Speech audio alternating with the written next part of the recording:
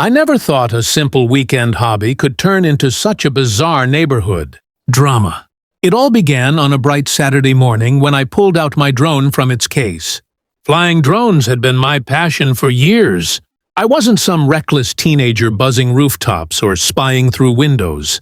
I followed the rules, registered my drone properly, and always stayed mindful of airspace restrictions. For me, it was an art, capturing sweeping shots of sunsets, rivers, and the colorful rooftops of my neighborhood. But my neighbor Karen didn't see it that way. She had moved in 6 months ago, and from day one, she seemed determined to find something wrong with everything I did. My lawnmower was too noisy. My recycling bins were placed 2 inches too close to her driveway. And now, my drone was apparently an invasion of privacy and a national security threat. That morning, as I launched my drone into the sky, I saw Karen storm out of her front door. Her arms were already flailing as if she was directing traffic. "Put that thing down right now!" she shrieked. I calmly replied, "Karen, I'm flying within the legal limits. I'm not even near your property." Her face turned red. "I don't care. That thing has a camera. You're spying on me." Before I could even respond, she pulled out her phone and loudly declared, "That's it. I'm calling 911. I laughed nervously, thinking she was bluffing. But no, she actually dialed. Within minutes, I could hear the faint sound of sirens in the distance. My heart started pounding. Was I about to get arrested over my drone? 2 police cars pulled up, lights flashing. The officers stepped out, looking half serious, half annoyed. One of them asked me to land the drone immediately, which I did. Karen rushed toward them, pointing at me like she had just caught a fugitive. "He's spying on me! Recording me without permission! This is illegal!" she shouted dramatically. The officer looked at me. "Sir, do you have registration for this drone?" I handed him the paperwork and calmly explained that I was just filming landscapes and rooftops for a YouTube channel. The officer glanced at the footage, still on the controller screen. Shots of the neighborhood skyline, not a single image of Karen's house. But before the situation could de-escalate, one of the officers suddenly raised his eyebrows. "Hold on. These maneuvers, are you ex-military?" I shook my head. "No, sir. Just self-taught. Why?" He smirked.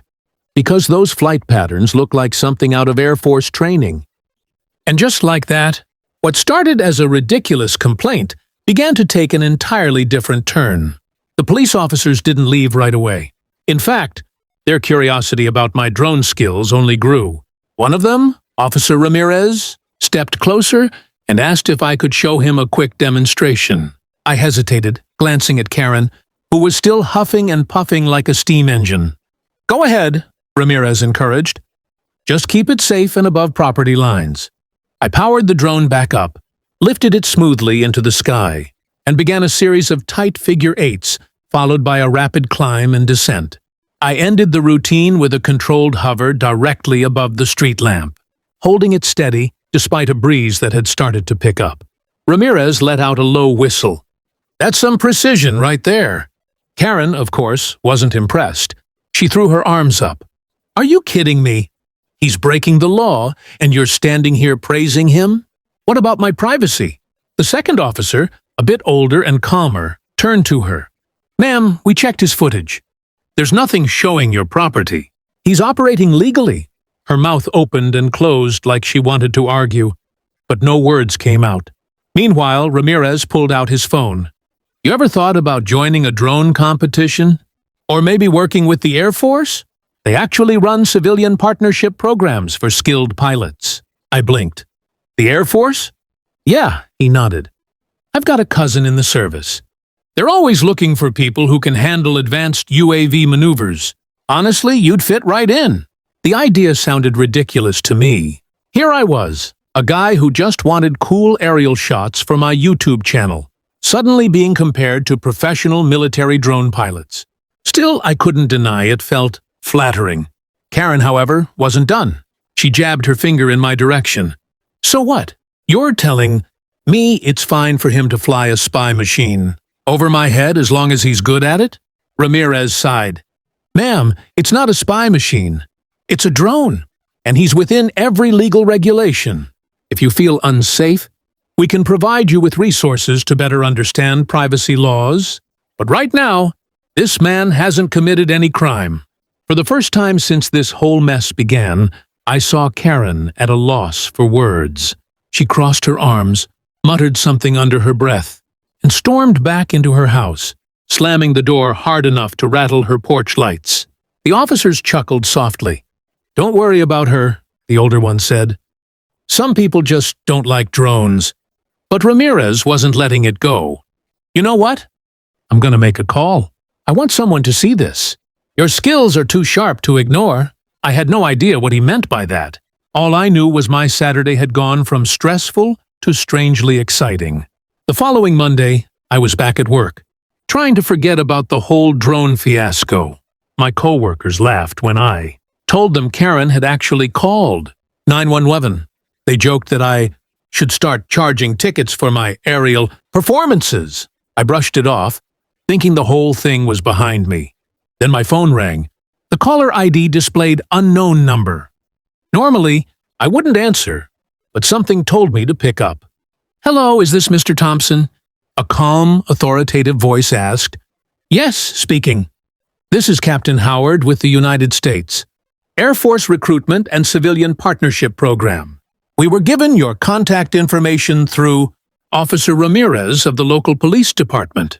He mentioned your exceptional drone piloting skills." I nearly dropped my phone. "Wait, the Air Force? Are you serious?" "Yes, sir," Captain Howard continued.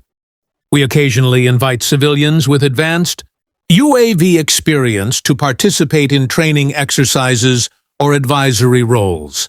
Officer Ramirez sent us a video clip of your maneuvers. Quite impressive." I sat frozen in my chair, torn between disbelief and pride. Thank you. I just fly drones as a hobby." Howard chuckled. "That may be true, but talent is talent. We'd like to invite you to a demonstration this weekend at the nearby base. No commitment required, just an opportunity to showcase your flying skills." I couldn't help but grin. Karen had tried to get me arrested, but instead, I was being invited by the Air Force. Talk about irony. That weekend, I arrived at the base, nervous but excited. Security was tight, and I had to go through several checkpoints before reaching an open training field. A group of uniformed personnel stood by, some holding clipboards, others with arms crossed, watching me like I was about to audition for a movie role. Captain Howard greeted me warmly. "Glad you could make it. We've set up a small obstacle course. Nothing classified, just a way to test precision and control. Think of it like a drone Olympics." I nodded, trying not to let my hands shake as I unpacked my drone. The course had hoops, moving targets, and even a timed landing platform. When I launched my drone, something clicked. My nerves melted away, replaced by focus. The drone weaved through hoops, banked around tight corners, and landed perfectly on the target pad, with a final smooth descent. The group broke into applause, actual applause, from Air Force personnel. Howard gave me a firm handshake. "You've got real skill. Not many civilians can fly like that. Consider this your unofficial salute." And in that surreal moment, I realized Karen's 911 call had accidentally opened a door I never imagined existed. When I returned home from the base, I was buzzing with energy. I couldn't wait to tell my friends and family what had just happened. Who would have thought my little neighborhood drone flights would end with the United States Air Force applauding me? But as fate would have it, Karen was about to make things even sweeter. The very next weekend, the Air Force invited me back, not just for another demonstration, but for a public showcase at the base's community event. They wanted to highlight civilian partnerships and inspire young people to get into aviation and technology. Families were welcome. And guess who decided to show up out of concern for national safety? That's right, Karen. I spotted her right away, standing at the edge of the crowd with her trademark scowl. She was probably hoping to catch me slipping up, so she could march over to someone in uniform and demand they shut me down. Captain Howard approached me. "We'd like you to perform during the flag ceremony. Think you can manage a synchronized drone salute?" My heart pounded, but I grinned. "Absolutely. The ceremony began. The American flag rose slowly as the band played, and I launched my drone skyward. With precision, I guided it into a graceful spiral around the flagpole, then paused at the top in a perfect hover as the final note rang out.